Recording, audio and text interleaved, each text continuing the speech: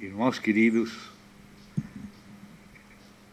desejaria poder continuar hoje um pouco com as coisas que ontem começamos a considerar, tanto em Mateus como em Daniel 2 e 7. Hoje seria bom poder avançar um pouquinho em Daniel 8. Mas Daniel 8, para ser bem aproveitado, tem que ser considerado com algumas, vamos dizer, preliminares hermenêuticas. Vamos pensar que este livro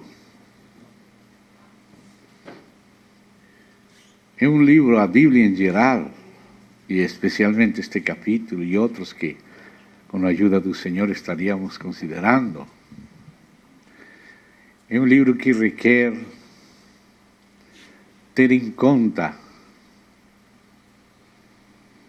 a hermenêutica do Senhor Jesus Cristo. Ontem falávamos um pouquinho disso, hoje vamos precisar aprofundar um pouquinho ao respeito.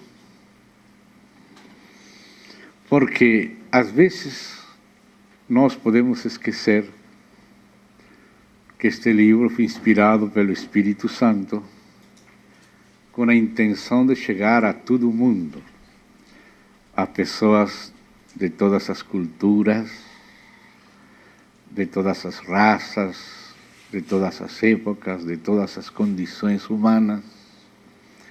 E se nós esquecemos isso, quizá nos colocamos somente, por exemplo, nós aqui no Ocidente, com uma influência, pode ser racionalista, tipo alemão, século XVIII, século XIX, e quando lemos certas passagens somente com essa mentalidade, não podemos enxergar tudo que o Senhor tem aí. Porque o Senhor não falou somente para alemães do século XIX. Ele falou para pessoas de todas as épocas e de todos os lugares da terra. E Ele tem em conta a integralidade da humanidade e as muitas possibilidades dos paradigmas humanos. O livro foi escrito no Oriente. E tem em conta a mentalidade oriental também, e não somente a mentalidade ocidental. E para as pessoas aqui no Ocidente, às vezes é difícil se colocar no tipo de pensamento analógico dos orientais. Eles fazem analogias. Isto desperta uma associação com isto outro. E Deus que conhece, porque Ele fez nosso cérebro, nossa mente, todas nossas emoções, todo o nosso ser, Ele conhece isso, então Ele utiliza tudo isso. E tem coisas que nas culturas orientais são normais, que nas culturas ocidentais às vezes são esquecidas, e vice-versa também. Então o Senhor tem em conta a integralidade de nosso ser humano, nossas distintas maneiras de ver, de analisar as coisas. Então tem maneiras de Deus falar na Bíblia que às vezes para uma certa cultura que não está acostumada dessa maneira, encontram estranhas. Mas que Deus que foi que fez a todos nós, Ele sabe usar isso. Vou dar, por exemplo, um exemplo de algo que quizá para nós é estranho, mas que está na Bíblia. Até podíamos ler isso, se vocês querem comparar na Escritura. Vamos no livro de Jeremias. Vamos lá, no início deste livro do profeta Jeremias.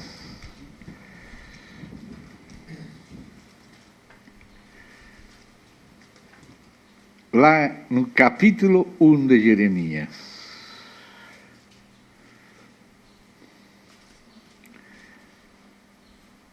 Capítulo 1 de Jeremias.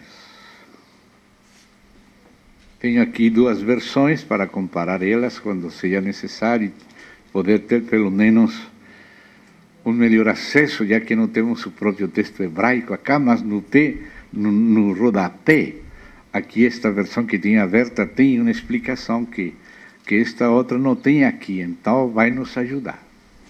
Então vamos no capítulo 1, só para ver isto que estamos falando, que é necessário compreender para poder aproveitar melhor o capítulo que vamos considerar. Vamos no capítulo 1 de Jeremias, vamos ver no verso 11.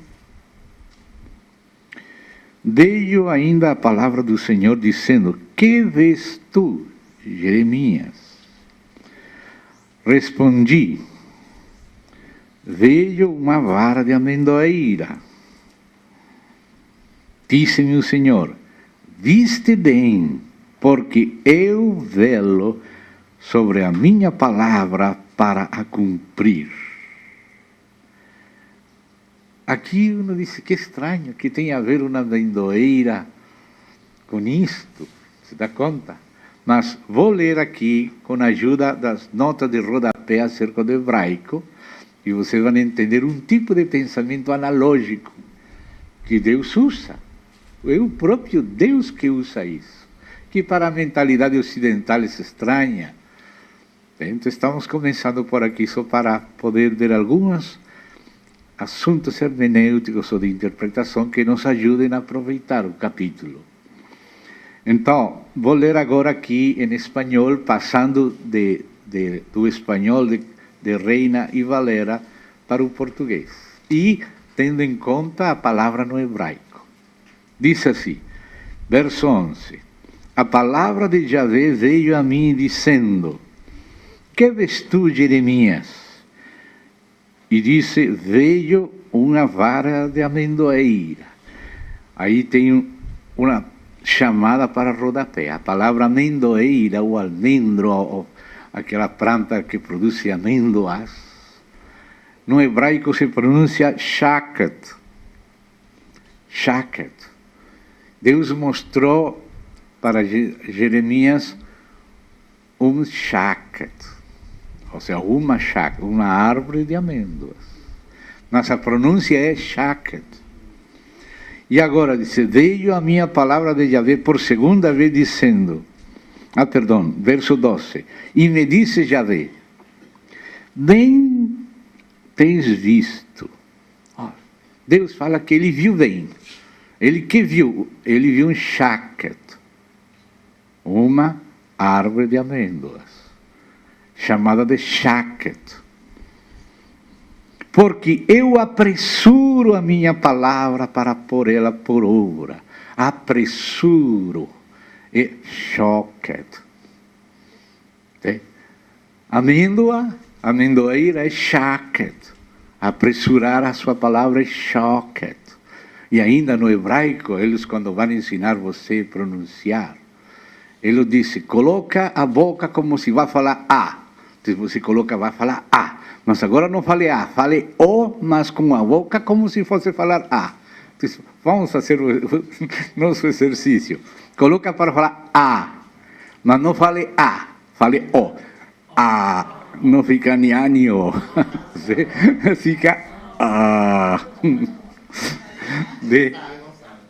Então, se você vê a palavra amendoeiro é shaket, a palavra apressurar é shaket, muito parecida.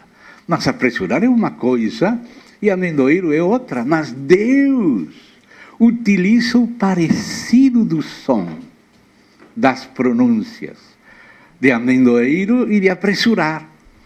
E ainda que são duas coisas totalmente diferentes, se pronunciam quase iguais.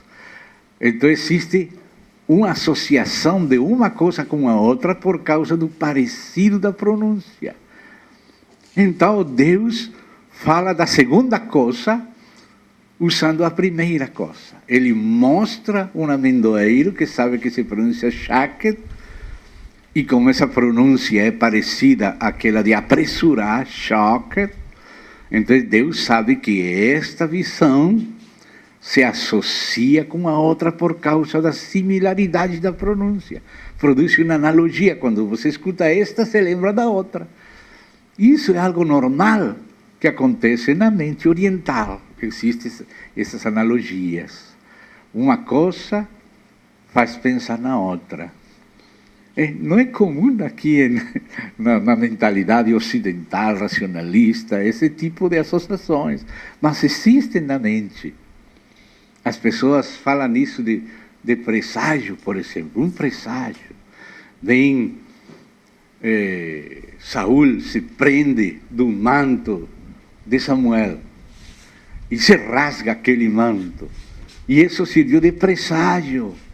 Samuel entendeu que Deus estava rasgando o reino de Saúl, usando aquele presságio. Ele se prendeu do manto dele, foi rasgado, e isso foi uma figura para ele entender que Deus estava dizendo que rasgava o reino de Saúl. São coisas normais na mentalidade oriental, mas não normais na mentalidade ocidental, racionalista. Mas a Bíblia não foi dirigida só para racionalistas. A Bíblia não foi dirigida só para alemães do século XIX. A Bíblia foi escrita para todos os homens, tendo em conta todas as disposições mentais. E se nós não temos em conta estes princípios de hermenêutica, nos colocando na mente das pessoas que ouviram na época, então nós vamos interpretar desde nossa época somente e não vamos ver tudo o que Deus estava falando.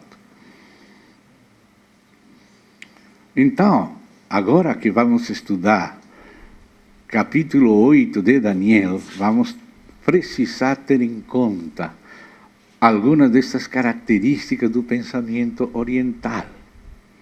E aí vamos enxergar muita coisa e vamos compreender a Jesus. Uma coisa se associa com outra. Por exemplo, vou falar uma mais do Senhor Jesus mesmo. Mateus, no seu Evangelho, nos conta que o Senhor Jesus, de menino, com José e Maria, com seus pais, fugiram para o Egito. E então, diz Mateus, pois está escrito, e isso está escrito no livro de Oséias, de Egito eu chamei a meu filho. Mas quando você vai para ler Oséias, com a mentalidade somente ocidental, você diz, mas aqui Oséias está falando de Israel.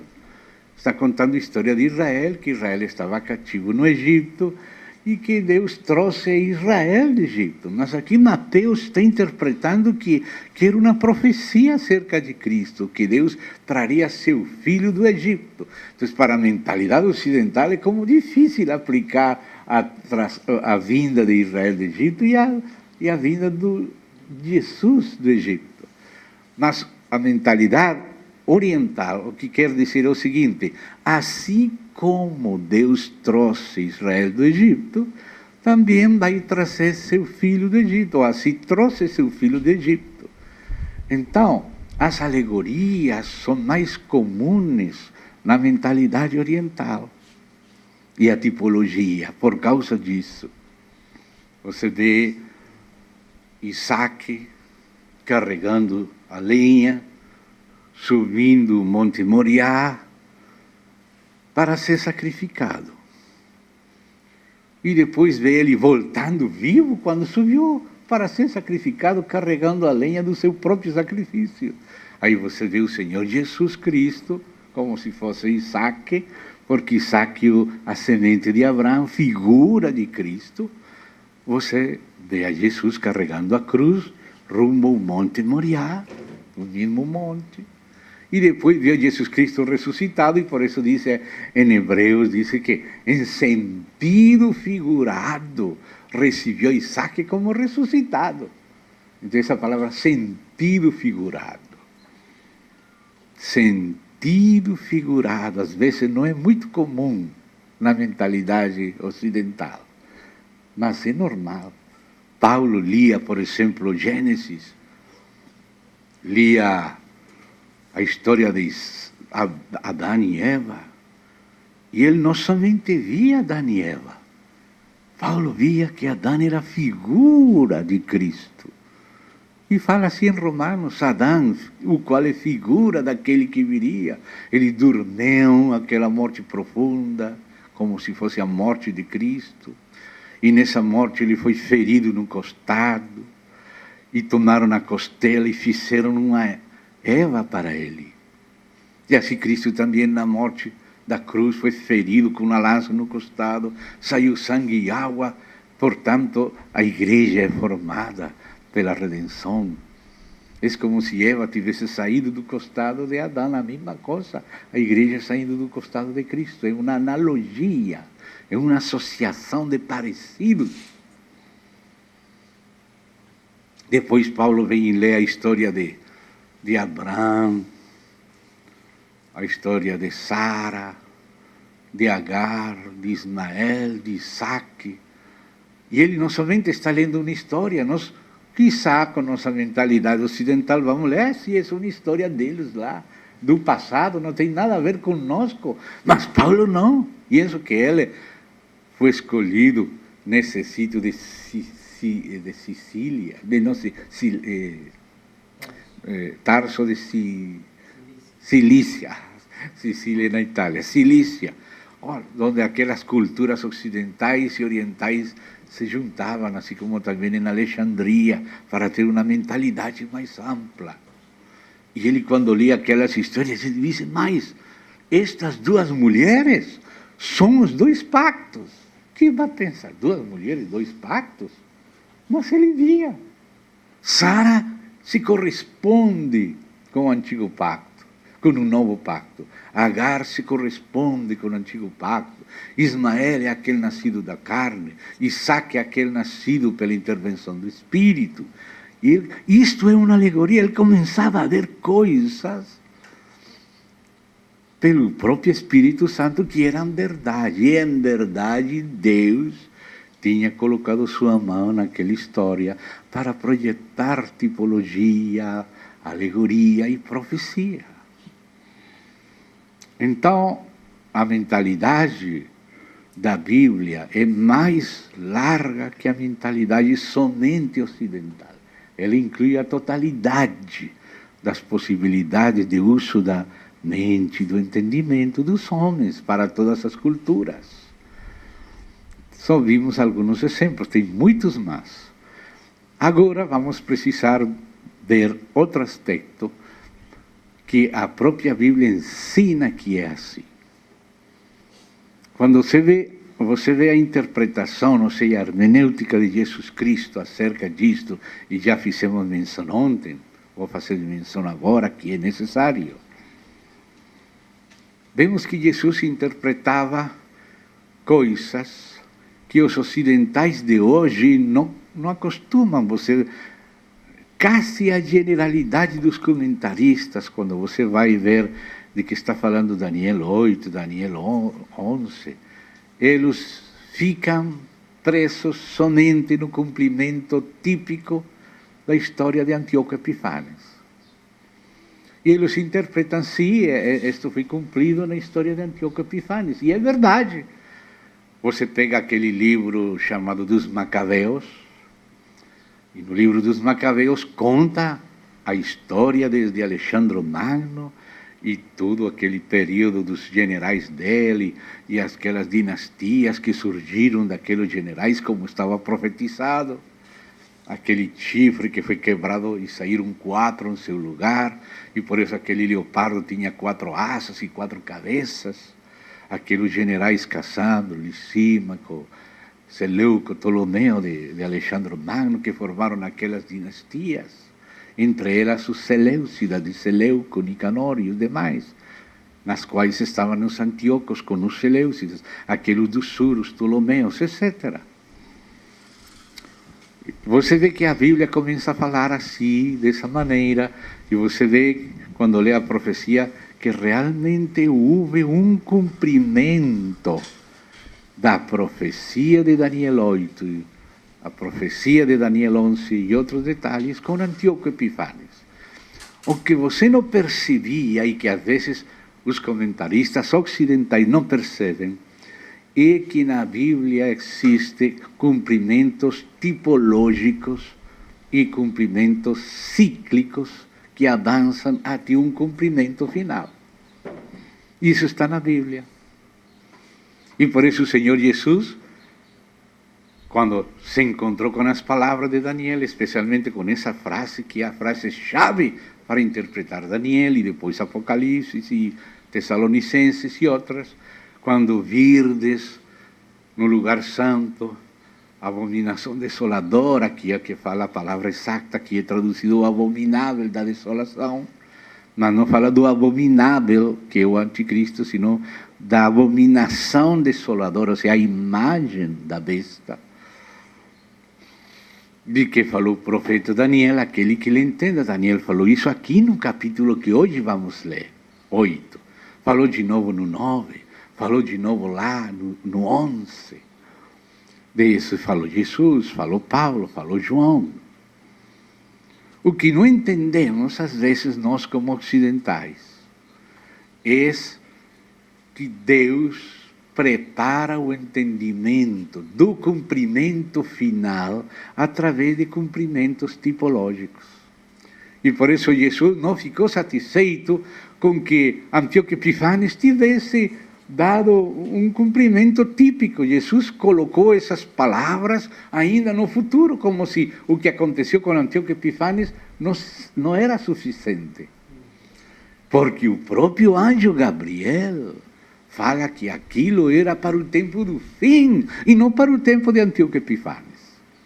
Então Jesus não disse, bom, isso já está cumprido em Antíoco Epifanes, já não temos nada mais que considerar, o assunto está fechado. Não, Jesus falou de novo para o futuro, quando virdes que acontece de novo aquilo que aconteceu no passado com Antíoco Epifanes.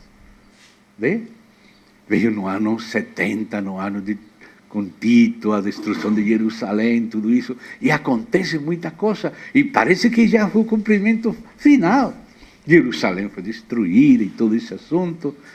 Nas 16 anos depois, do ano 70, quando aquelas coisas tiveram um cumprimento parcial, volta o Espírito Santo, o Senhor Jesus, o apóstolo João, através do livro do Apocalipse, e volta a falar que no futuro aquilo aconteceria de novo. Mas não aconteceu no tempo de Antíoco. Aconteceu, mas não era definitivo. Era só um adianto tipológico, uma figura do futuro. Aconteceu no ano 70 também, sim, aconteceu. Não podemos negar que Jerusalém foi realmente destruída e profanado, o santuário, etc., etc. Mas Apocalipse coloca isso ainda no futuro, 16 anos depois de ter se cumprido parte da profecia.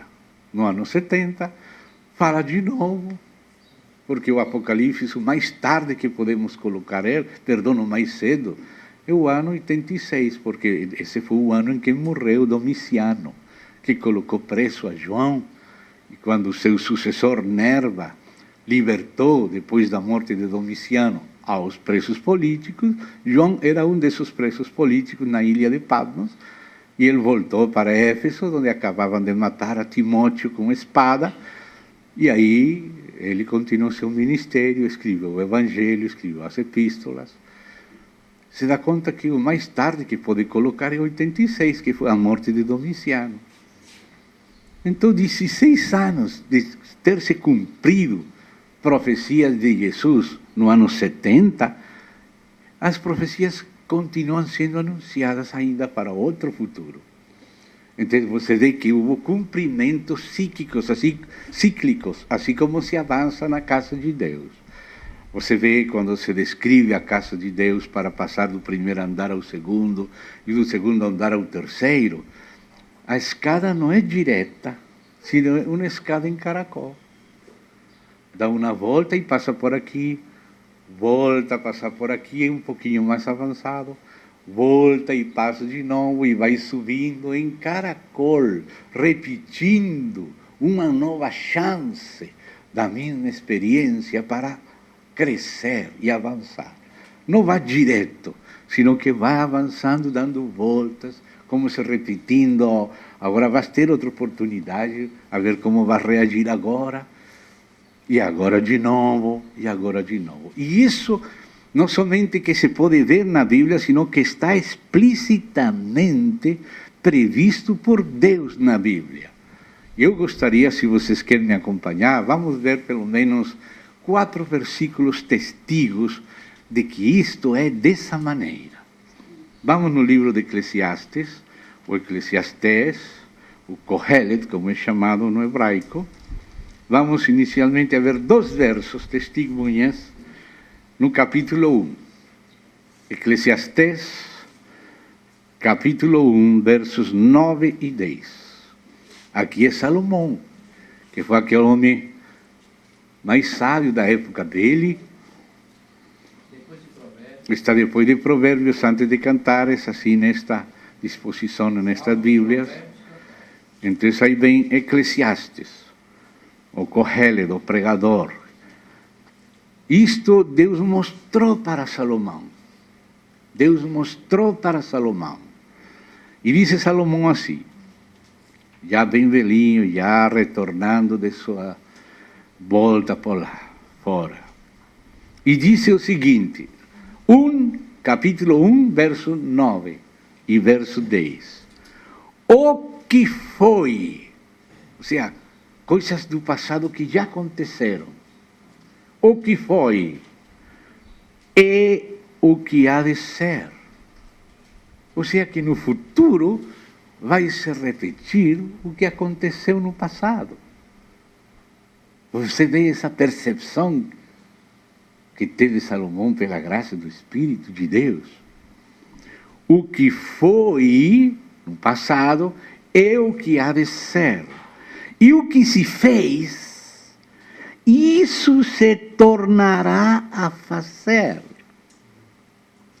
Nada há, pois, novo debaixo do sol. Há alguma coisa de que se possa dizer, vê, isto é novo? Já foi nos séculos que foram antes de nós. Denota esse ensino de Salomão, bem antigo. Ele percebeu que as coisas se repetiam. Por isso nós temos que aprender da história para não cometer os mesmos erros. É um avanço em caracol, subindo em caracol, voltando a ter uma segunda, uma terceira, uma quarta chance. Agora passemos ao capítulo 3 do mesmo livro e vamos ver outros 2 textos testemunha. Já vimos 9 e 10, agora vamos ver 3, 14 e 15. Capítulo 3, versos 14 e 15. Olha como fala Salomão aqui. Sei, ele já estava seguro disso. Ele já viu que isso era dessa maneira. E o próprio Espírito o inspirou para escrever isto em nome de Deus. E hoje recebimos como da parte de Deus. Sei que tudo quanto Deus faz, diz esta versão, durará eternamente. Esta tradução diz será perpétuo. É como uma lei cíclica, assim como, por exemplo, um grau de milho tem programado seu desenvolvimento no ADN dele. Então ele vai e cumpre seu ciclo. Depois aparecem outros graus. E esses graus repetem aquele ciclo. E assim ele começa Eclesiastés falando daqueles ciclos. Ele disse que a água desce para cá e sai pelos rios, vai para o mar, sube de novo nas nuvens, volta para os montes em forma de chuva, desce por ribeirinho, vai para o rio, e tudo disse que se repete de novo. Isso que se chama de um ciclo. Então ele diz aqui, sei que tudo quando Deus faz, diz esta tradução, durará eternamente. E esta diz, será perpétuo. Agora diz, nada se lhe pode acrescentar e nada lhe tirar. E isto faz Deus, para que os homens temam diante dele. Ou seja que se vê que há um controle divino da história, dos acontecimentos, que assim como existem leis físicas e químicas, existem também biológicas e também psicológicas, espirituais e até históricas, porque a biologia é uma figura da história. Por isso o Senhor compara a história da igreja, a história do reino de Deus, com uma lavoura, com uma semente que se planta, uma planta que sai com folhinhas, vai crescendo até que se reproduz, até que o grau cheio na espiga mostra que chegou a colheita. Comparando as leis da biologia com as leis da história e do reino de Deus, mostrando que Deus é soberano e que Deus governa. Isso que nos mostra isto, o governo soberano de Deus. E por isso disse, e isto faz Deus, para que os homens temam diante dele. E repete no verso 15, 3,15. O que é, já foi. O que é, já foi. E o que há de ser, também já foi. E Deus fará renovar-se o que se passou. Você vê aquele cumprimento cíclico? Vamos a ver outra passagem que fala desse cumprimento cíclico. Vamos lá no livro dos Salmos. Vamos lá no livro dos Salmos. Vamos a ir no Salmo número 12. Salmo número 12. Aqui, em espanhol, aparecem nos subtítulos com palavras em hebraico. Neginod, Neginod, Nehilod, Mahalat, e Seminid, Mictam, e todos esses nomes que aqui em português foram traduzidos, graças a Deus. Então, não se esqueça que debaixo do título, o título de cada salmo foi colocado pela Sociedade Bíblica e varia segundo os editores. Mas aquela letra pequena, antes de começar o verso 1, é parte do texto sagrado. E está escrito com letra igual que a normal nas edições em hebraico. Então, não se esqueça dessas pequenas frases que estão debaixo do título, porque são parte do texto inspirado e servem para colocar e localizar esse texto no seu contexto e compreender melhor. E não só isso, lembre-se que estes chamados de músico principal, que eram como Asaf, como Jedutum e outros, eram profetas. Não somente eram cantores, eles cantavam e profetizavam nos seus cânticos.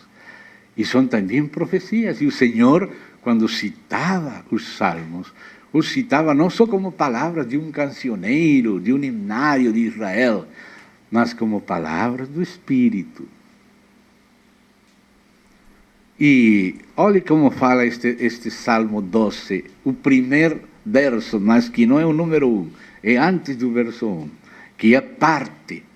Diz, ao mestre do canto. No hebraico diz seminit, e aqui traduz em tom de oitava. Escute, em tom de oitava. Salmo de Davi. Seminit é a palavra. Em tom de oitava. Que uma oitava? Os que são músicos sabem. Tem aqui dó, dó, dó. Os dois são dó. Mas este dó está em tom de oitava. Se dá conta? Dó, re, mi, fa, sol, la, si, dó, dó, dó. Oitava. E a palavra aqui nos ensina aquele princípio cíclico da escada em caracol. Deus refinando 7 vezes em vaso de barro a sua palavra, até que no 8º tem um cumprimento final. Ou seja, um cumprimento tipológico que se repete, se repete, se repete como uma refinação, mostrando o princípio para que no final, no número 8, que eu começo de novo, chegue o cumprimento final. E então, justo neste salmo, que é em seminito, em tom de oitava, disse o versículo 6, as palavras do Senhor são palavras puras, prata refinada em cadinho de barro, depurada 7 vezes. Que coisa! E então você vê, Deus não precisa senão falar uma vez. E então Jerusalém vai ser destruído, e o santuário e tal, aquele castigo, retribuição. E vem e acontece com Antíoco Epífanes, uma vez. Acontece de novo, do mesmo jeito com Pompeio, segundo fala Josefo, antes de Cristo. Acontece de novo com Tito, 3 vezes. Acontece de novo no tempo de Bar Kokhba, o imperador Adriano. Veio, destruiu de novo Jerusalém, tal como estava escrito. Até semeou de sal, expulsou todos os judeus, mudou o nome da cidade por Aélia Capitolina, já não era mais Jerusalém, só colocou gentios lá. 4 vezes. Vem de novo com o califa Omar e coloca uma tipologia da abominação lá, uma mesquita no lugar onde tinha que estar. Era o templo de Deus e acontece de novo. Vem nos tempos das cruzadas e acontece de novo por 6ª vez. Aí você vê aquela história de Godofredo de Bouillon, Ricardo Coração de Leão, aquelas tomas de Jerusalém, que o rei do norte, que o rei do sul, que sube e baixa. Acontece de novo. Logo vem o período já dos turcos, vem já depois das cruzadas, vem Saladino, introduz o governo dos turcos, e os turcos governaram por 400 anos de novo, por 6ª vez e 7ª. Antíoco Epífanes, primeira volta, Pompeio, segunda volta, Tito, terceira volta, Bar Kokhba, Adriano, imperador, 4ª volta, Califa Omar, 5ª volta, Cruzados, 6ª volta, Turcos, 7ª volta, até que chegou o século XX, quando Israel voltou para a sua terra. Já agora é a última volta, é a 8ª. Você compreendeu? Seminito. Cumprimento tipológico até o cumprimento final e definitivo. Aquilo que foi, será de novo. Deus restaura o que se passou. Isso não é muito comum para a mentalidade ocidental, mas a mentalidade oriental conhece isto. Conhece isto. E a Bíblia foi escrita para toda a humanidade, ainda que foi empregada primeiro em Israel. Mas onde colocou Deus Israel? Justo no lugar central. Hoje não se sabe, Israel vai para a Europa ou vai para a Ásia. Você sabe onde colocou Deus? No meio dos 3 continentes, da Europa, da Ásia e da África. Se dá conta? Para influir à destra e à sinistra, ao norte e ao sul, em direção a todos os homens. Então, se você compreende isso, vai compreender passagens como este que vamos ler em Apocalipse, e que é o que nos ajuda a entender Daniel também. Vamos, Apocalipse 17, de novo como ontem. Só que ontem observamos alguns versos, hoje vamos observar outro, que nos ajuda a entender. E aí sim, tendo estas ferramentas, vamos ler Daniel 8. Você sabe que tudo Apocalipse está construído com imagens do Antigo Testamento, especialmente mais de Daniel. Tem dos outros. Tudo vai sendo introduzido, mas é concluído usando essas imagens. Mas aqui em você mais vê por todo lado Daniel. Se você não compreende Daniel, não vai compreender Apocalipse. Se não compreende Apocalipse, não vai compreender o sentido de toda a Bíblia. Porque a Bíblia é o capítulo final, Apocalipse.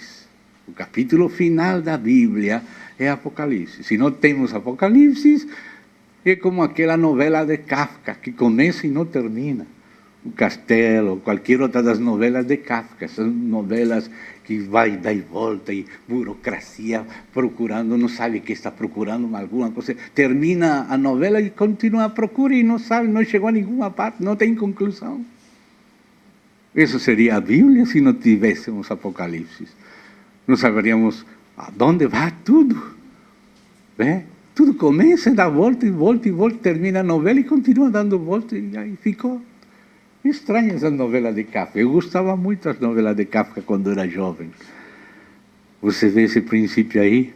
Agora vamos no capítulo 17. Diz aqui no capítulo 17, vou ler do verso 7. O anjo me diz, estou passando do espanhol para um português, assim vocês podem comparar. 17, 7. O anjo me disse, por que te assombras? Eu te direi o mistério da mulher, da besta aqui atrás, a qual tem as 7 cabeças e os 10 chifres. A besta que viste era, e não é, e está para subir. De novo aqui o princípio. Era, mas não é. Era porque sim, foi um cumprimento, mas como foi só tipológico, não foi o definitivo, então não é. Mas vai subir, aí vai ser. Esse vai ser o cumprimento final, definitivo. Então você vê que quando lê este assunto, você vê que sim, houve um cumprimento. Não pode dizer que não. Sim, Antíoco Epifanes, sim, está bem, mas isso somente era. Mas agora não é definitivo, não é ainda. O futuro do que está falando está na frente, vai subir. E depois sigue falando da mesma coisa. No final do verso, no verso 8, diz aí, e os moradores da terra, aqueles cujos nomes não estão escritos desde a fundação do mundo no livro da vida, se assombrarão vendo a besta que era e não é e será. A bestia era. Sim, no tempo de Antíoco Epifanes, isso foi cumprido. Mas não é ainda o definitivo, porque Gabriel falou que era para o tempo do fim. Jesus falou que era depois de Antíoco Epifanes, foi depois de Tito, depois do Apocalipse, lá no final. Amém. Então era, mas não é, mas será. Aí você vê o cumprimento cíclico até o cumprimento definitivo. E vê aquela oitava, que é dentre os 7, mas o 8 é dentre os 7. Esse é o anticristo, o 8. É o do. Aqui fala do, essa é tipologia. Do, esse definitivo. Seminit, em tom de oitava. Era, isso foi tipologia. Mas não é, mas será. Bem? E aí então apresenta aquele cumprimento, diz que aquelas cabeças eram aqueles reis, eram aqueles 7 montes, e vemos por muitos versículos que os montes se referem àqueles impérios. Babilônia é chamado de um monte, Pérsia é chamado de um outro monte, e que esse monte será arrasado. E assim diz que esses 7 montes eram também 7 reis. Mas diz que 5 foram antes de João. Você tem que se saber colocar. Quando estamos lendo Daniel desde a época que ele falou. Ele morou no tempo da Babilônia. E ele veio Babilônia, os persas 2, os gregos 3, Roma 4. E esse 4 tem 10 chifres, e entre eles sai um pequenininho que cresce, se engrandece um anticristo, mas que sai dentre os 10, que ao mesmo tempo saem da quarta besta e são parte da quarta besta. Assim como uma estátua de ferro chega nos pés e tem ferro com barro, os 2 pés, os 10 dedos.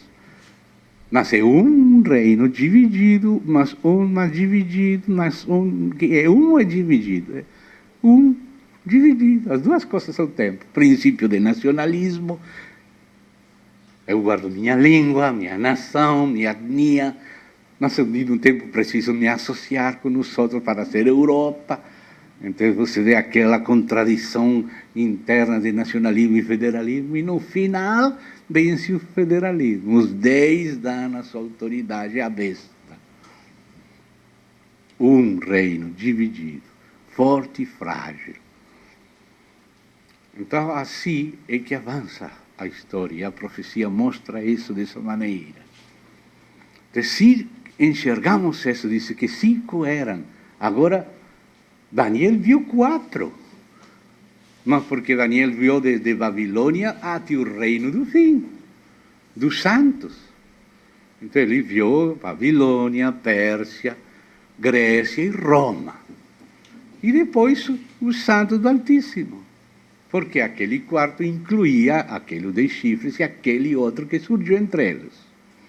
Por isso Daniel vê 4, porque ele solamente olha para frente. Mas João não. João está no tempo de Roma. E ele olha para trás, olha para o tempo dele e olha para o futuro. Então ele não vai ver somente 4. Ele diz 5 já foram, porque antes de Roma houve 5 impérios maiores que tiveram a ver, que foi Egito, você lembra os faraós, depois veio a Síria, como Sargón I, segundo, Salmanassar, Senaqueribe, Tiglath-Pileser, todos aquele império da Síria, 2, Babilônia 3, Pérsia, Medo-Pérsia 4, Grécia 5. 5 foram antes de Roma. E aquele Grécia foi que teve Antíoco Epífanes, que era um cumprimento tipológico, o primeiro cumprimento tipológico da profecia de Daniel. Então, era. Mas não é ainda no tempo de Roma o definitivo, sino que virá, será depois. O 6º era Roma. Mas depois de Roma, viria um 7º brevemente, e esse 7º são aquela Europa dos 10 chifres que surgem de Roma.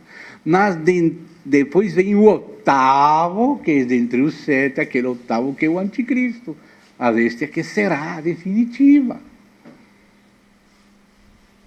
5 foram antes de João, que ele está em Roma, não está em Babilônia. Ele olha para trás, mais atrás de Daniel. Por isso ele diz 7, e vem um 8º, que é dentre os 7. O 8º, essa é a besta final. Aquele que sai dentre os 7. E aquele 7º era aqueles 10, depois do Império Romano. Então, Daniel vê uma porção desde um ângulo, e João vê desde outro ângulo, mas esses 2 ângulos coincidem. E a chave para saber colocar e superpor as visões que falam da mesma coisa é aquele verso que citou Jesus e que está em Mateus 24, que ele diz assim: quando virdes no lugar santo a abominação desoladora de que hablou o profeta Daniel. Esse é o verso-chave. Esse verso aparece no 8, aparece no 9, aparece no 11. Então, através desse verso, você pode ensamblar, superpor a visão do capítulo 2, que é a mesma do capítulo 7, só que o capítulo 7 acrescenta mais detalhes, como se o capítulo 2 fosse o esqueleto, e acima desse esqueleto você coloca os músculos no capítulo 7, depois coloca os nervos no capítulo 8, depois coloca a pele no capítulo 9, e por fim, na última perícopa que abrange 10, 11, 12, você coloca os teus sinais lunares, todas essas coisas, e deixa aquela árvore completa. Mas como você faz o ensamble, a superposição? O verso-chave é aquele verso. E você encontra esse verso da abominação desoladora, em 8:11, e encontra em 9:27, e encontra em 11:31, e aí você coloca ela, superpõe uma detrás da outra, e sabe, isto é antes da tribulação, isto é a partir da tribulação, isto aqui na tribulação, isto é anterior. E aí você vai retornando e avançando, e vai vendo as miras. Você tem que ter em conta, se você vai dar no branco como um fuzil, você tem que pegar a primeira mira e a última mira juntas, as duas com as intermédias, aí vai dar no branco. Se você só olha a primeira ou só olha a última, você não vai dar no branco. Você tem que pegar a primeira e a última e as intermédias, aí vai dar no branco, no albo. Pá! Bem, e assim é a Bíblia. A Bíblia avança assim.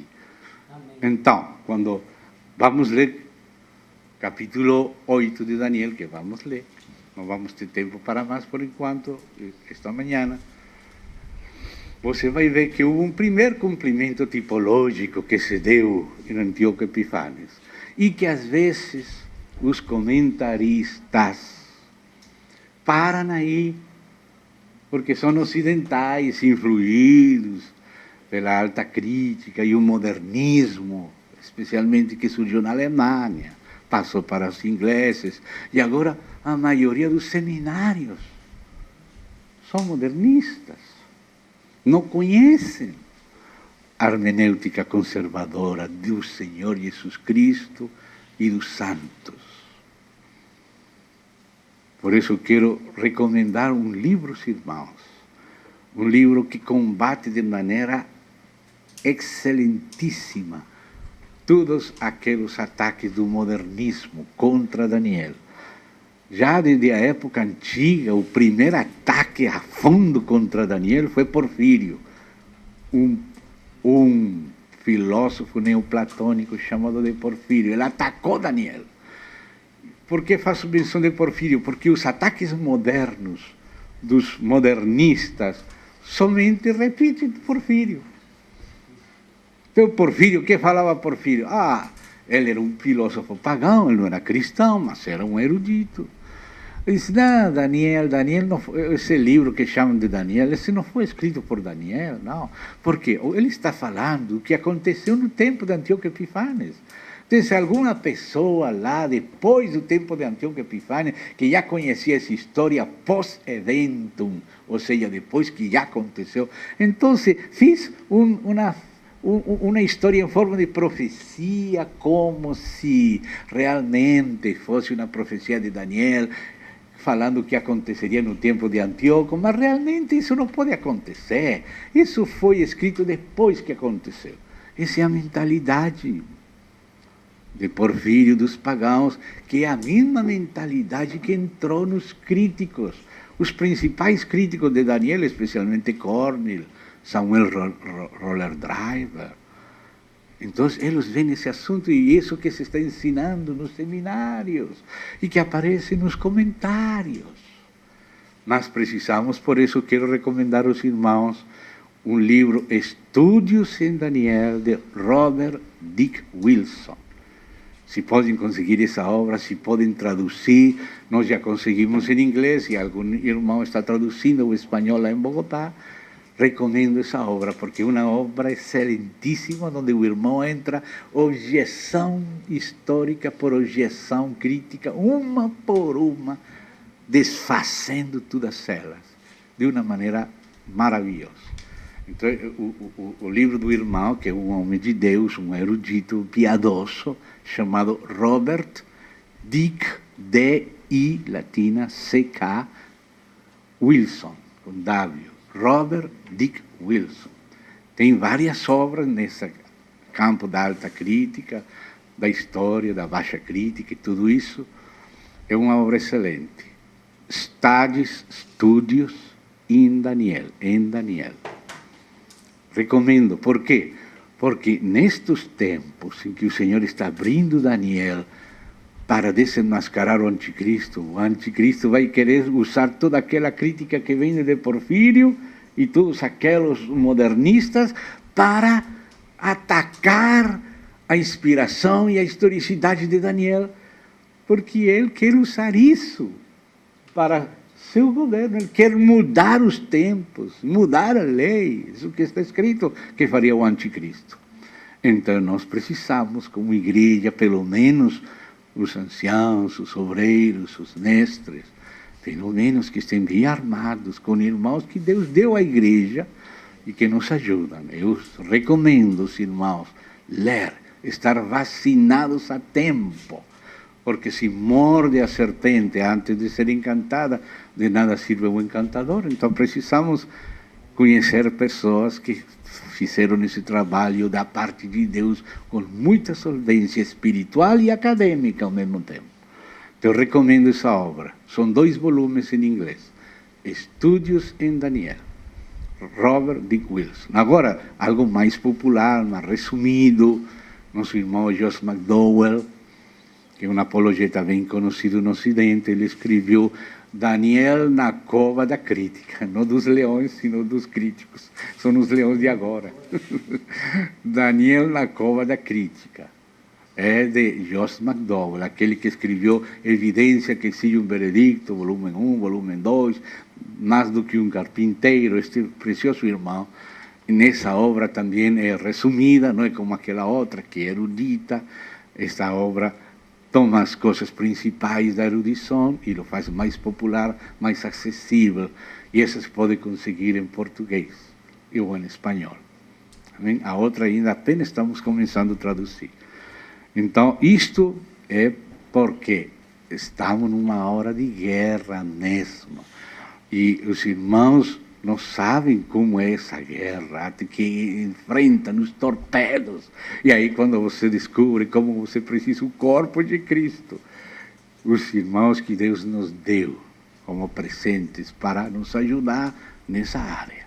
Amém? Então, irmão, com isto, vamos abrir Daniel 8. Daniel, capítulo 8. Acho que vou abrir na hora de sair. Mas era necessária esta introdução. Daniel, capítulo 8. E lembrem-se que já vimos partes essenciais do 2 e do 7. Estamos tendo presentes os que não puderam ouvir essa primeira parte, rogo depois conseguir a gravação. Daniel 8. Vou usar a versão Ferreira da Almeida.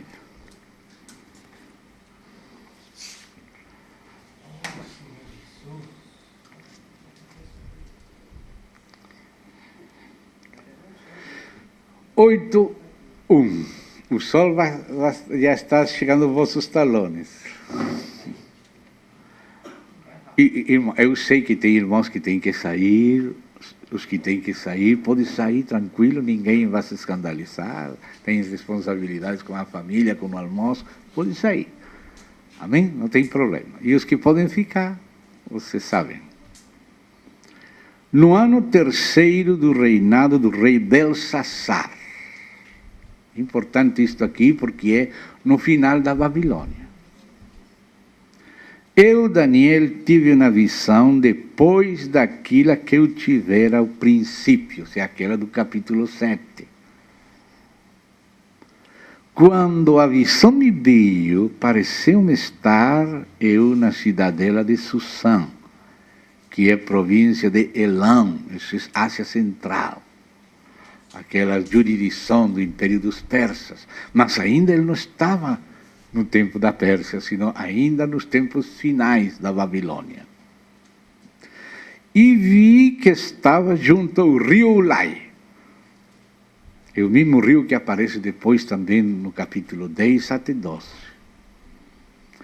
Então levantei os olhos e vi, eis que um carneiro. Olhe como Deus muda as figuras para enriquecer e ao mesmo tempo para ocultar. Deus usa figuras como: Senhor, por que você fala em parábolas?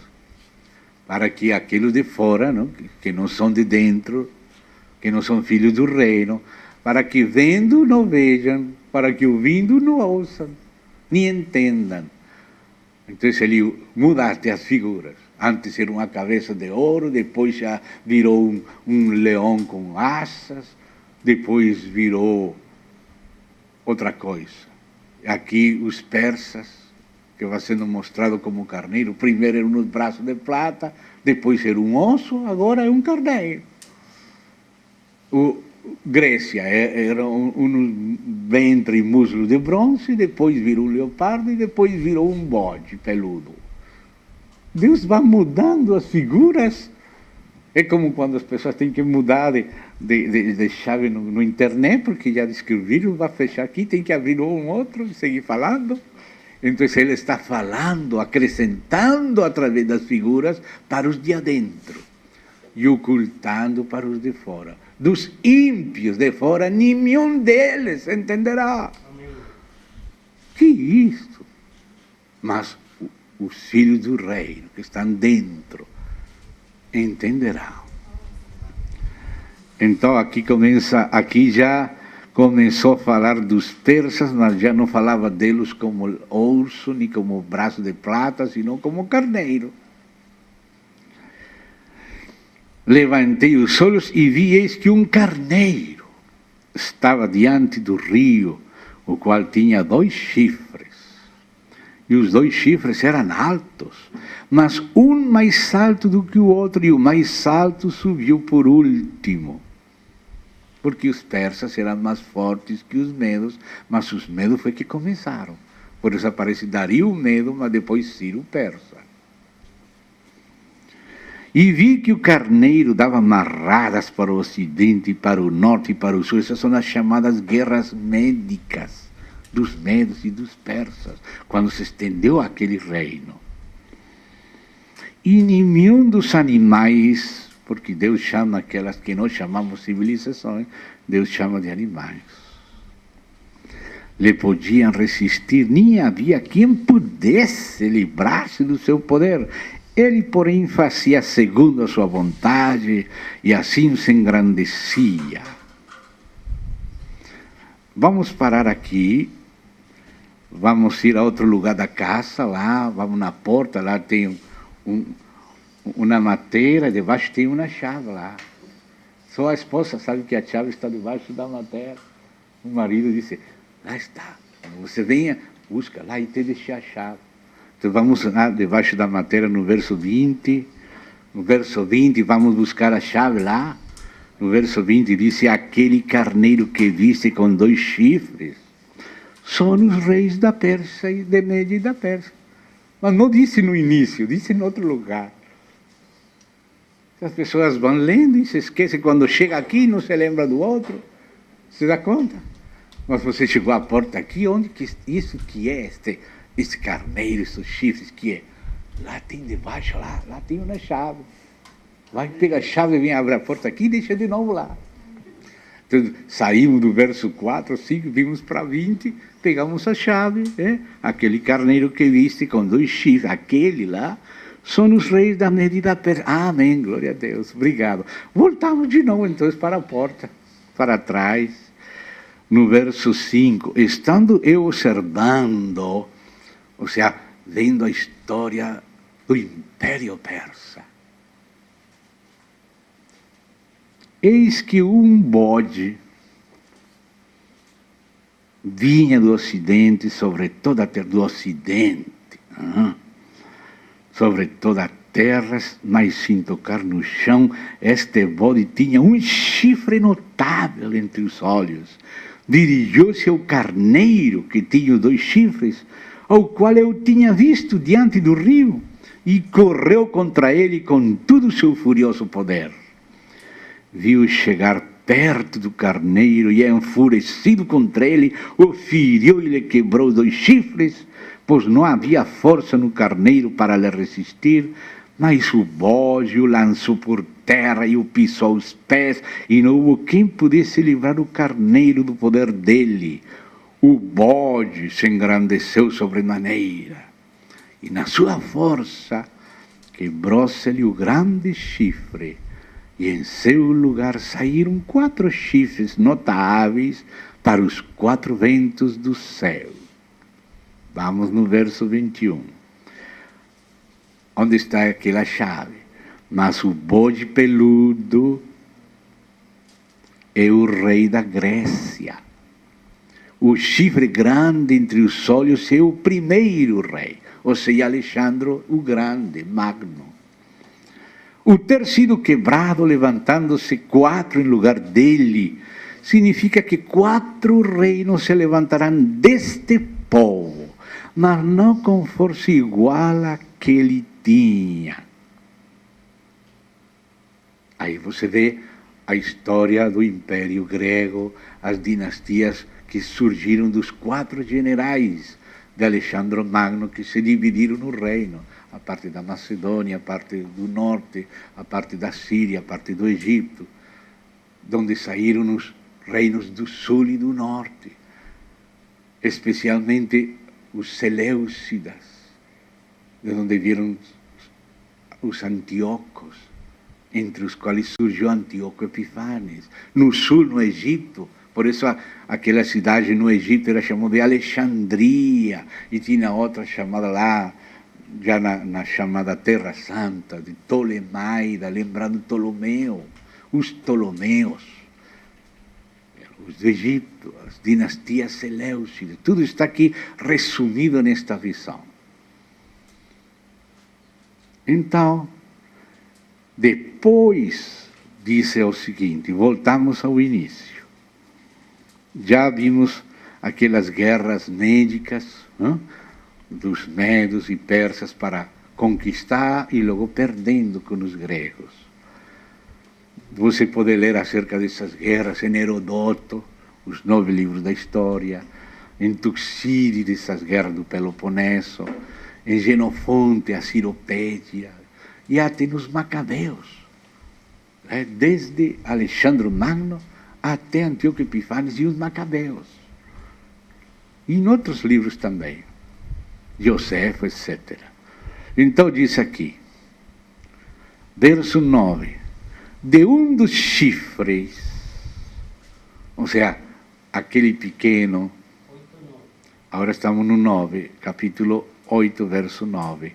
No final, como disse aqui, vê aqui o final, diz no verso 23, 9 com 23 vão juntos, mas no fim do seu reinado, seja do Império Grego, quando os prevaricadores acabarem, ou seja, vem a continuidade, os gregos foram desplaçados pelos romanos, e os romanos avançam até o tempo do fim, e no final dos romanos, quando aqueles 10 chifres que brotam de Roma entreguem seu poder ao último de todos, no final das prevaricações, aí que surge o anticristo, que é prefigurado por Antíoco Epifanes.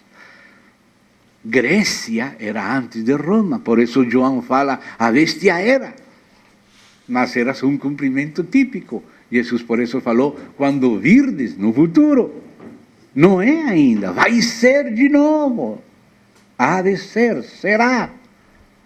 Então, essa frase aqui, no fim do seu reinado, quando os prevaricadores acabarem, todas essas prevaricações, toda aquela continuidade até o tempo do fim. Então chega no anticristo, que é o reino do fim.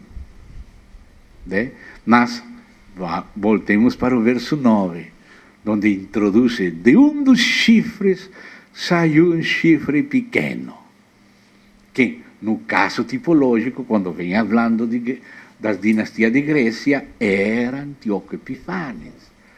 Mas lembre-se que Antíoco Epifanes foi vencido pelos romanos desde Chipre, Quitim. E então a hegemonia continuou com Roma, porque os macabeus que lutaram contra Antíoco Epifanes se associaram com Roma. Então os romanos defenderam os macabeus, mas tomaram o reino que era dos gregos, especialmente dos Seleucidas, de Antíoco Epifanes. Epifanes, ele se chamava Deus manifesto. Ele dizia que ele era a manifestação de Deus, se sentou no templo de Deus, sacrificou uma porca, proibiu a Bíblia, matou os crentes, ou seja, uma figura perfeita do anticristo. Por isso, se você quer ver como será em breve o reino do anticristo, na grande tribulação, leia como atuou Antíoco Epifanes, que é sua figura. Nimrod foi também uma figura antiga. Mas agora, nos tempos finais, Antíoco Epifanes é a figura. Escute o seguinte, já vimos aquele princípio de que o que há de ser já foi. Até os próprios pagãos perceberam esse princípio. Vocês têm ouvido falar de aquele escritor famoso, era da época dos apóstolos, chamado de Plutarco. Entre os clássicos, se lê os clássicos da Grécia, os clássicos de Roma, um famoso escritor, que até hoje se lê entre os clássicos, chamado de Plutarco. E a obra clássica de Plutarco era Vidas Paralelas. Que foi o que percebeu Plutarco? Ele percebeu, como Salomão, que a história se repetia. E ele começou a demonstrar isso com essa obra dele, Vidas Paralelas. E ele mostrava, olha a vida aqui de Alexandre Magno. Colocava a vida de Alexandre, expunha a vida de Alexandre Magno, e logo pegava a vida de Júlio César de Roma. Primeiro do Império Romano, primeiro do Império Grego. Mostrava que o que aconteceu com Alexandre aconteceu igualmente com Júlio César. E essas duas vidas eram paralelas. E ele demonstrou isso na sua história, mas não somente fez isso com Alexandre e Júlio César, ele pegou várias histórias, desde a antiguidade a esta época dele, demonstrando esse princípio. E por isso falava das vidas paralelas. Mas você mesmo na Bíblia, acaso não fizemos menção de Isaac, semente de Abraão, e a verdadeira semente de Abraão, Jesus, carregando a cruz e a lenha, no Monte Moriá, e voltando ressurreto. É uma tipologia Isaac de Jesus. Davi também. José também. Até o nome de José parecido com Jesuá. Vendido um por 30, outro por 20, quase 30 peças de prata, os dois. Desceu lá para a cisterna de Jesus, para o Hades. Saiu para a destra do faraó e para a destra do pai, se casou com Asené, uma mulher gentil, Jesus com a igreja, mas no final ele se revelou a Benjamim e seus irmãos. Você vê a vida paralela de José com Jesus, a tipologia. Você vê Aitofel traindo Davi, Judas Iscariote traindo Jesus, vida paralela. Você vê Elias, vê João Batista, vida paralela. Elias vestido como camelo, João também, comendo lá no deserto, João também, pregando contra Acabe e contra Jezabel, e o outro pregando contra Herodes e Herodias, do mesmo jeito, é até chamado que veio no espírito de Elias, sem ser Elias, não estamos falando de reencarnação, mas de vidas paralelas, um figura do outro, isso está na Bíblia. E a mente humana enxerga estas coisas, se nossa mente é usada pelo Espírito dentro das medidas da Bíblia. Não temos que deixar inchar em demasia além da Bíblia. Parar onde para a Bíblia. Mas não fechar os olhos, que a Bíblia assim fala. Então, assim como Aitofel era como uma vida paralela com Judas Iscariote e Elias com João Batista, etc., etc., assim Antíoco Epifanes é uma vida paralela com o anticristo. E Deus, para ensinar a nós como nos movimentar neste tempo final, permitiu que acontecesse já no passado de maneira tipológica, como diz a Bíblia. Estas coisas aconteceram como exemplo. Não somente aconteceram, mas aconteceram como exemplo. E estão escritas para admonestar os que alcançaram os fines dos séculos. Deus estava pensando em nós. Amém. Estava pensando na gente do fim dos séculos. E para isso permitiu que acontecessem coisas soberanamente governadas pela mão do soberano rei. Em figura, como exemplo. Aconteceram como exemplo. E estão escritas para nos amonestar aos que alcancemos os finais dos séculos. Então, quando lemos Daniel 8, vamos ler nos dois planos.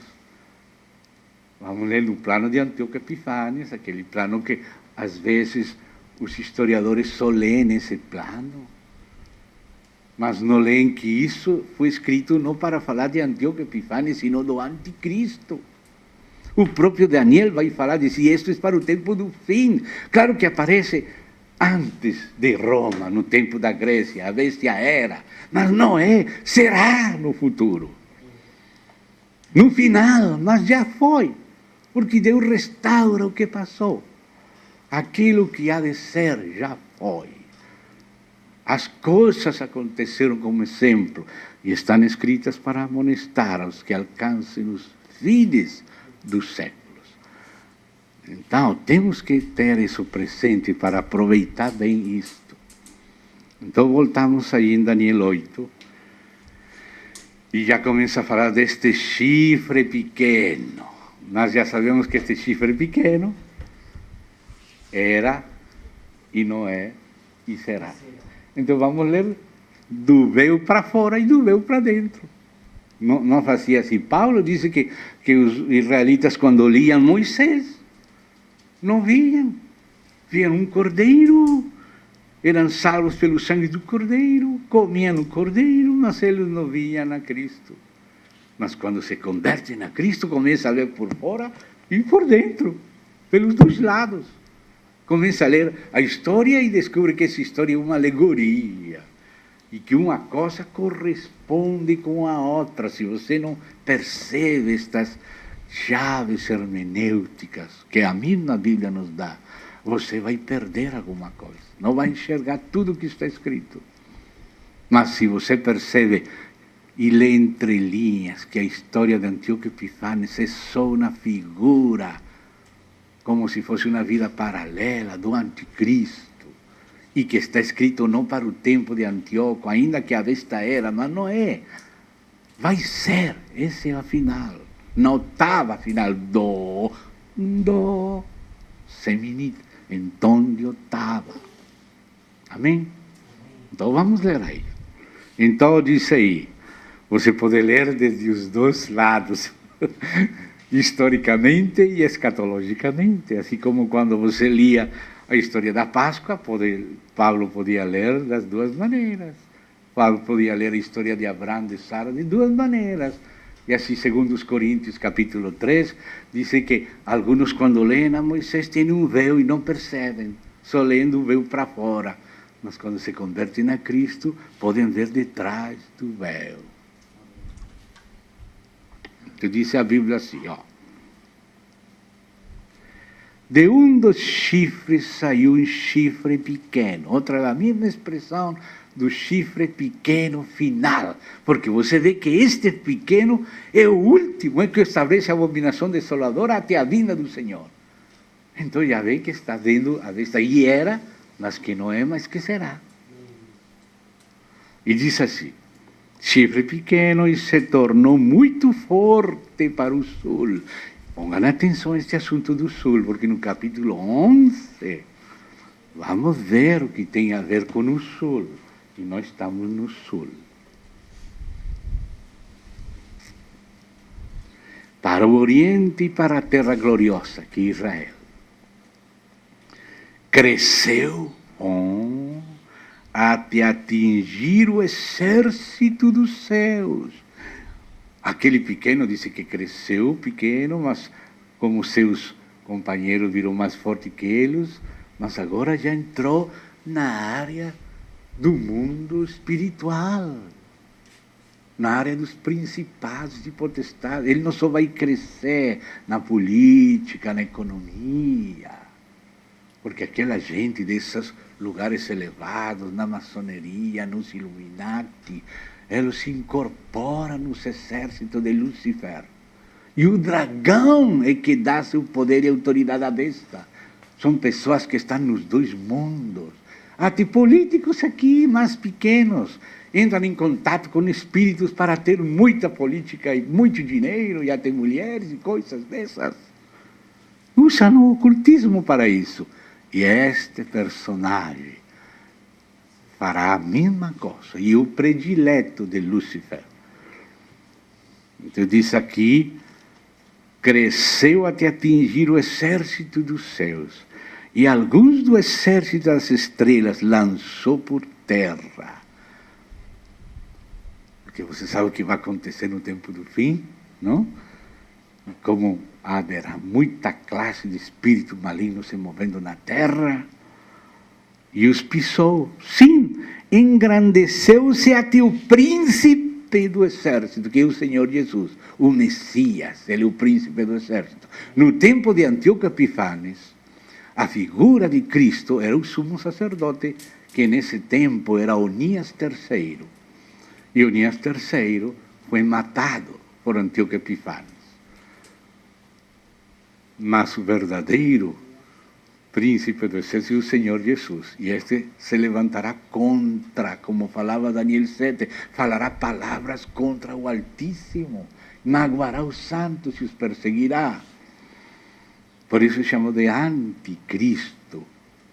E João fala, vocês sabem que esse principal final, o anticristo vem. Mas já surgiram muitos anticristos. Tem muitos outros, parecidos, quase nas coisas iguais, em menor escala. Mas o final é aquele. Todos dizem que eram do povo de Deus, mas saíram de nós, mas não eram de nós. Porque se tivessem sido de nós, tivessem permanecido conosco. Mas saíram para que se manifeste que não todos são de nós. Os que são de Cristo permanecem com Cristo e na comunhão do corpo único de Cristo, no Espírito e na Bíblia. Porque não somos de nenhum movimento em especial, mas do Senhor Jesus. Então diz aqui,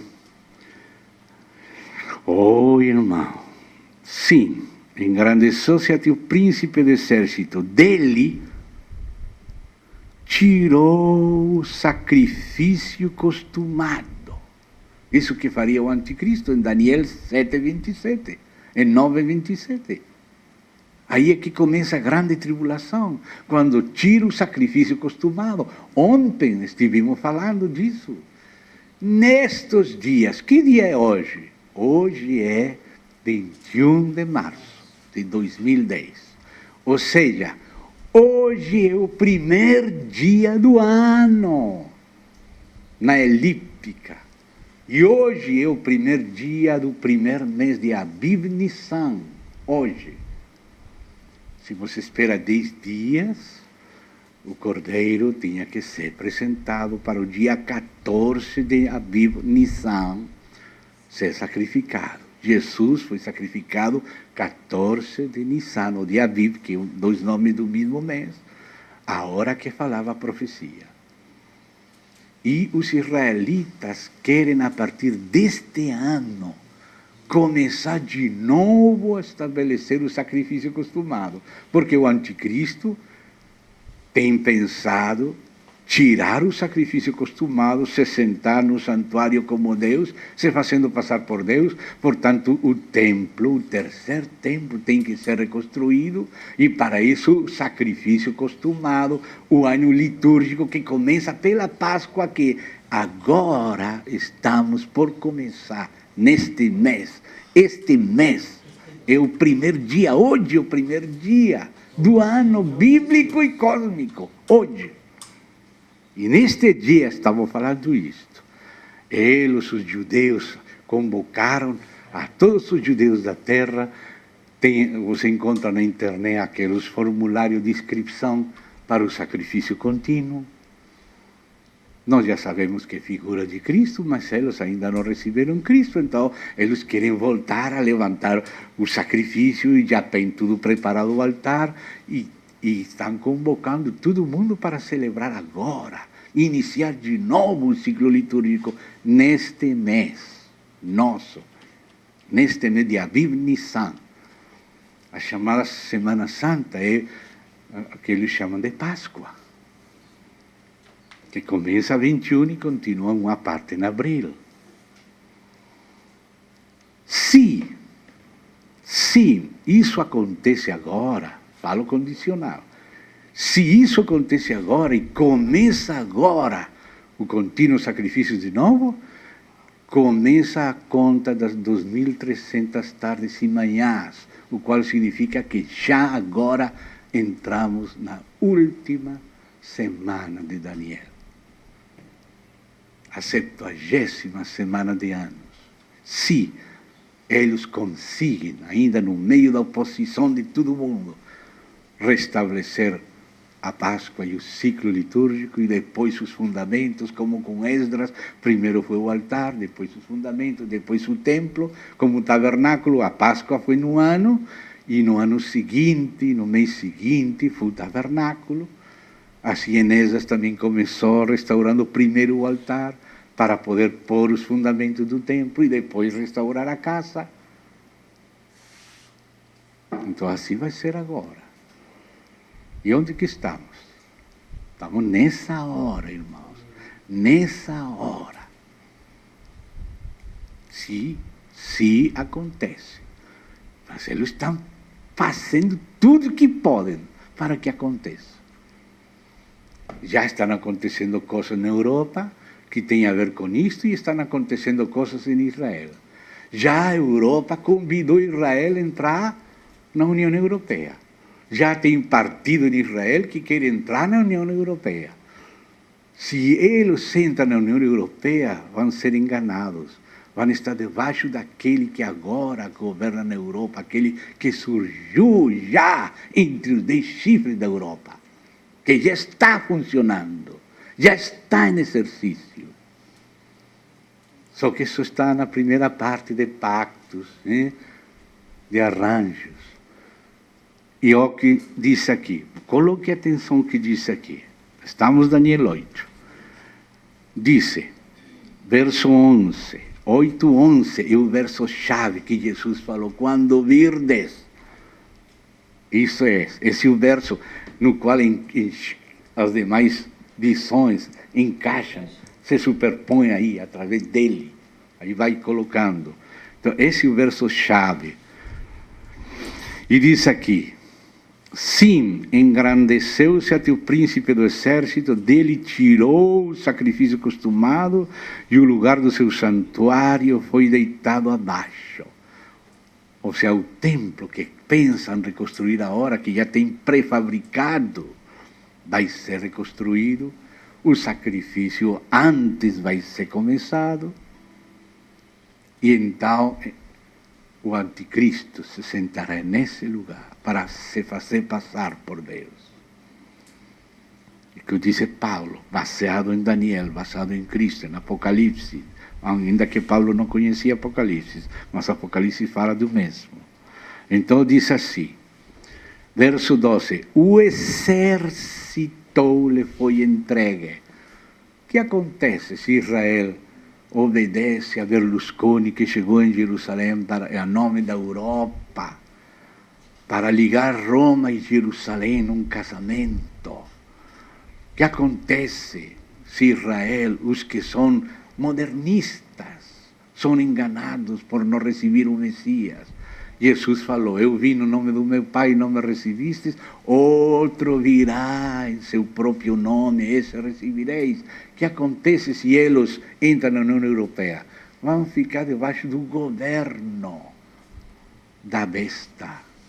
E o exército de Israel vai ser entregue ao exército da OTAN, que é o exército do governo mundial, por não crer em Cristo. E aqui diz, o exército lhe foi entregue com o sacrifício costumado. Esse é o começo da grande tribulação, segundo Daniel 9:27.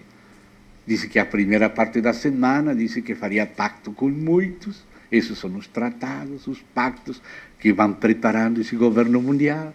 E na metade da semana, seria tirado o contínuo sacrifício, estabelecida a abominação desoladora, até que Deus derrame as taças da ira sobre o desolador, o anticristo.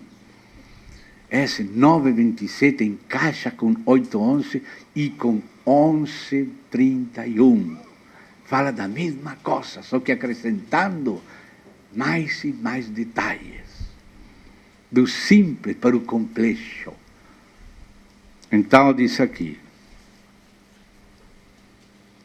O exército, verso 12, lhe foi entregue com o sacrifício costumado por causa das transgressões. Por Israel ainda não aprender. E deitou por terra a verdade, o que fez prosperou. Mas aqui Daniel foi trasladado ao tempo futuro. E ele viu que os santos lá no futuro, no fim, conversavam. E ele ouviu aquilo, tomou nota e escreveu. E depois veio Gabriel e confirmou para Daniel e para todos nós que o que Daniel ouviu dos santos, da conversa dos santos do tempo do fim, era verdadeiro. E qual era essa conversa dos santos do tempo do fim? Que Daniel foi trazido para ouvir. E Gabriel veio para confirmar. É esta aqui, verso 13. Depois ouvi um santo que falava. E disse outro santo, aquele que falava: até quando durará a visão do costumado sacrifício? Note que a visão esta tem duas partes. Primeira parte, visão do costumado sacrifício. Sacrifício já foi deixado faz tempo. Livro de Oséias diz que por muito tempo Israel estaria sem sacrifício, sem sacerdote. Leia isso comigo. Vamos para depois de Daniel, veio o que fala Oséias, capítulo 3, verso 4 e 5. Diz: porque os filhos de Israel ficarão por muitos dias sem rei, sem príncipe, sem sacrifício, sem coluna, sem estola sacerdotal ou ídolos do lar. Depois, ou seja, agora a partir de 1948 para cá, tornarão os filhos de Israel, buscarão o Senhor sacrifício, sem templo, sem sacerdote. É toda aquela história do ano 70 que Tito destruiu. Eles foram espalhados, mas começaram a voltar. 48 recuperam a nação, 67 recuperam a capital, Jerusalém, 80 declaram Jerusalém capital eterna de Israel. Agora já tem tudo os preparativos do templo. Agora o dia 16 de março, convocaram os judeus de toda a terra para o sacrifício da Páscoa próximo, para voltar de novo a que o sacrifício seja de volta restabelecido. O Sinédrio já foi restaurado dos 71 anciãos e foram eles que fizeram a convocação. Você pode ver ela na internet, pode ver quando fazem no altar, pode ver tudo preparativo deles já para este mês que hoje começa. E então o que diz aí, capítulo 8? Diz o seguinte: qual era a pergunta? Até quando durará a visão? E essa visão tem duas partes. Qual é a primeira parte? Do continuado, costumado sacrifício. Ou seja, ele vai ser restaurado e vai ser tirado no começo da grande tribulação. E então a segunda parte é a tribulação. Por isso diz: e a visão tem duas partes. Uma de vacas gordas e outra de vacas magras. As vacas gordas, o sacrifício costumado e restaurado. Nas vacas magras, grande tribulação, da transgressão assoladora, visão na qual era entregue o santuário e o exército a fim de serem pisoteados. E ele me disse quem ele, aquele santo do tempo futuro, que ele foi trasladado ao futuro para ouvir e perguntar. E lhe foi respondido para aquele santo do futuro. e lhe disse assim, ele me disse, até 2300 tardes e manhãs, e o santuário será purificado. Ou seja que isso, o contínuo sacrifício e a grande tribulação durará 2300 tardes e manhãs. A última semana de Daniel são 2520. Ou seja que os 2300, e por que não falou somente dias? Porque às vezes os dias são interpretados por anos. Então, para que se conte como dias, mudou a palavra dia, que às vezes tem muita aplicação larga, e restringiu ela na aplicação diária. E foi a tarde e amanhã um dia, e foi a tarde e amanhã o segundo dia, 2300 tardes e manhãs, ou seja, dias normais. Se a semana final, o septenário, a 70ª semana de ano de Daniel, são 2520 dias, a metade de 1260. Então, o sacrifício costumado tem parte na primeira metade da semana, porque quando é tirado, começa a segunda parte. Ou seja, que se este mês que hoje entra, eles realmente conseguem o que estão propondo, quer dizer que já estamos na 70ª semana de Daniel. Sim, isso acontece agora. Esteja de olho no que acontece em Israel e na Europa. Irmão, é mais tarde do que você imagina. Diz aqui, vamos seguir lendo. Ele me disse, até 2300 tardes e manhãs, e o santuário será purificado. Isto já é para o milênio. Havendo eu, Daniel, tido a visão, procurei entendê-la. Se não procuramos, vamos ler e não entendemos. Mas Jesus falou, quando virdes a abominação desoladora de que falou o profeta Daniel, posta onde não deve estar, no lugar santo, aquele que lê, entenda. Então, para entender, Deus enviou Daniel e enviou Gabriel. Daniel viu, mas ele não entendeu bem. Disse, havendo eu, Daniel, tido a visão, procurei entendê-la. E eis que se me apresentou diante uma com aparência de homem, ou seja, como um varão, mas não era um homem. E ouvi uma voz de homem dentre as margens do Ulai, aquele rio, o qual gritou e disse, Gabriel, dá a entender a este a visão. E agora vem Gabriel para confirmar a interpretação. O próprio anjo Gabriel. Veio, pois, para perto onde eu estava. Ao chegar ele, fiquei amedrontado, postrei-me com o rosto em terra, mas ele me disse, entende. De novo, entende, aquele que lê, entenda, entende. Como temos que entender? Filho do homem, pois esta visão se refere ao tempo do fim, não a Antíoco Epífanes, sino a sua vida paralela, o anticristo, templo do fim, tempo do fim. Então não podemos nos bastar com as interpretações dos irmãos que nos comentários das profecias de Daniel terminam com Antíoco Epífanes. Não. Jesus colocou as palavras para depois de Antíoco, para o fim, e Gabriel também, e nós temos que seguir o paradigma de Cristo. Os que são de Cristo têm a mente de Cristo, não a mente dos exegetas modernistas ou porfirianos. Somos cristãos, não porfirianos nem modernistas. Somos crentes cristãos. Temos a mente de Cristo. E Gabriel disse, esta visão se refere ao tempo do fim. Assim falou Jesus no contexto da pergunta, pela consumação do século, pelo fim, quando virdes. Então agora disse, falava ele comigo, quando caí sem sentido, rosto em terra, ele porém me tocou, e me pôs em pé, no lugar onde eu me achava, e disse, eis que te farei saber, aleluia, como Apocalipse, também Daniel, o que há de acontecer no último tempo da ira. Dizes para o tempo do fim.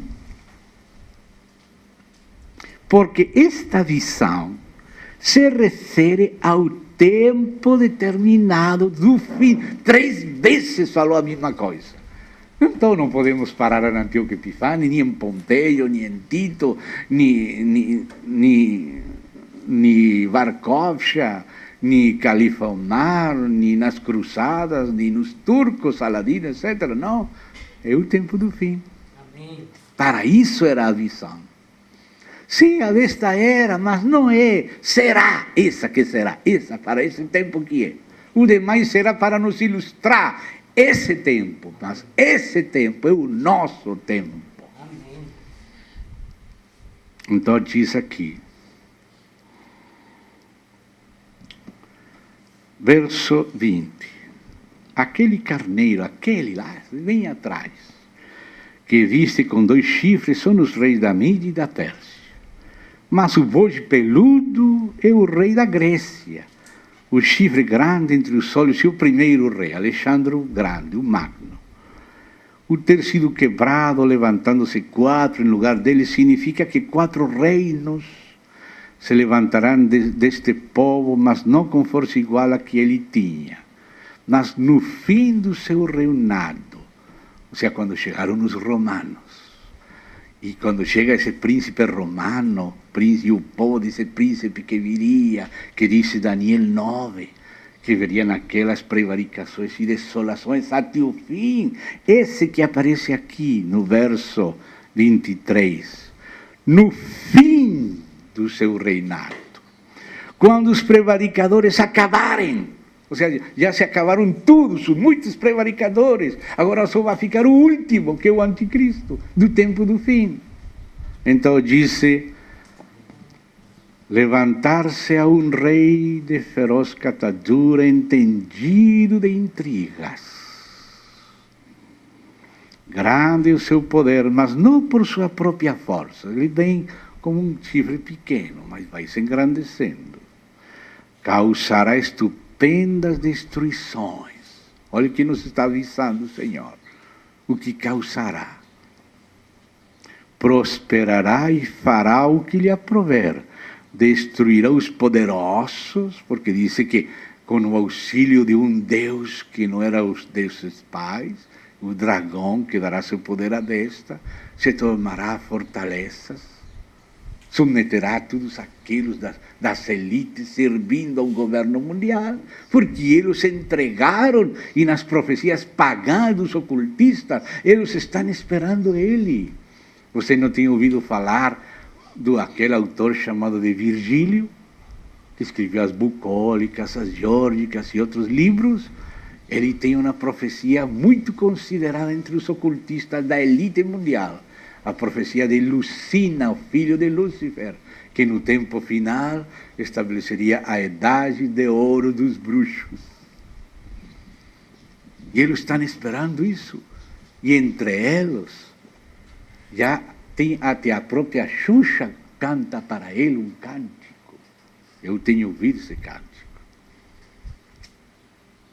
E aqui diz assim, prosperará e fará o que lhe aprover, destruirá os poderosos e o povo santo. O povo santo. O que falou também em Daniel 7, que ontem vimos. E como falamos, magoará o santo, se levantará contra o santo do Altíssimo. Perseguição, como falou Jesus, falando o princípio das dores, então sereis perseguidos, atribulados, vos matarão, por favor, coloque aqui, vamos fechar aí. Então diz assim, por sua astúcia, note as características da personagem, astuto, nos seus empreendimentos fará prosperar o engano, intrigas, astúcia, engano, são as características. No princípio da semana, fará um pacto com muitos. pequeno, sutil. Mas depois disse assim: no seu coração se engrandecerá. Sabe qual foi o verso que ontem citei, que ontem li, que ele escreveu recentemente, porque ele é poeta, e ele é filósofo, ele é doutor em economia, e tem livros de modernismo e cristianismo e economia. Até tem um livro da Esperança de 1984, aquela novela do Big Brother de George Orwell. Ele escreveu um livro sobre isto. E ontem publicou isto, ou seja, ontem li a publicação recente dele. E ele disse assim: os pássaros estão em concerto, mas um deles cantou por acima de todos os demais.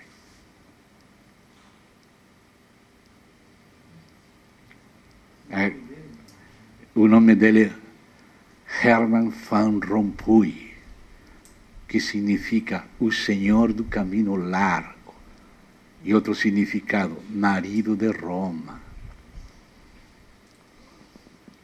Aparece nas genealogias judaicas askenazes. Eu encontrei ele aí. Diz assim: por sua astúcia nos empreendimentos fará prosperar o engano, no seu coração se engrandecerá e destruirá muitos que vivem despreocupadamente. Esta tradução diz: sem aviso destruirá muitos. Se as pessoas estão sem dar-se conta de nada, não entendem nada, comendo, bebendo, se casando, dando em casamento, comprando, plantando, e não entenderam. Dos ímpios, nenhum entenderá. Despreocupadamente vivem, vão ser destruídos. Aquele laço vai prender eles. Você lembra a noite de São Bartolomé? Fizeram um grande banquete para fazer um casamento daquele hugonote protestante com uma rainha católica, e nessa festa, como o banquete de Baal Peor, que aconselhou Balaão para destruir o povo, aquele banquete ecumênico, nesse dia foram destruídos os hugonotes. Você lembra a noite dos cristais, dos nazis?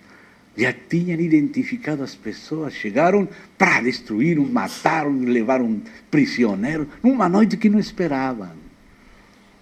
Você já ouviu aquele álbum dos brancos, dos Beatles, com aquela canção Helter Skelter, que fala do programa dos bruxos para o tempo final, identificar as pessoas que são contrárias ao governo mundial? Tem todas elas identificadas, sabem quem são, mas num momento de revolta eles vão direto por eles. E a gente está despreocupada. Mas a Bíblia que diz,